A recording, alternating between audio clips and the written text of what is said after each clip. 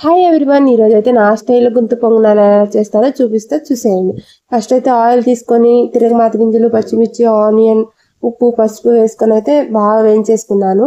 ఉప్పు, పసుపు అన్ని వేగేసిన తర్వాత అయితే కాస్త కరివేపాకు వేసుకొని అయితే కాస్త ఫ్రై అయిన తర్వాత అయితే దోశ బ్యాటర్లో ఇలా కలిపేసుకున్నాను అనమాట. దోశ బ్యాటర్ అనేది మరీ పలుచగా ఉండకూడదు, మరీ చిక్కగా ఉండకూడదు. ఈ విధంగా ఉండేటట్టు అయితే చూసుకోండి. ఇంకా నెక్స్ట్ అయితే పొంగనాల అది పాన్ తీసుకొని అయితే దాంతో ఆయిల్ వేసేసుకొని ఇలా పిండి వేసేసుకున్నాను. మరీ నిండు వేసుకోకుండా అయితే మీడియంగా వేసుకోండి. దాని తర్వాత అయితే ఒక్క చుక్క ఆయిల్ అలా వేసేసుకొని కాస్త బబుల్స్ రాగానే ఇలా తిప్పేసుకున్నాను అనమాట.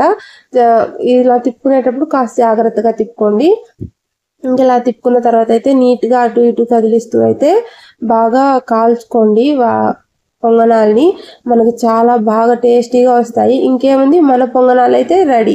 ఇంకా సర్వ్ చేసుకొని తినేసేయడమే. ఈ రెసిపీ అయితే మీకు నచ్చింది అనుకుంటున్నాను. మీకు నచ్చిన ప్లీజ్ సబ్స్క్రైబ్.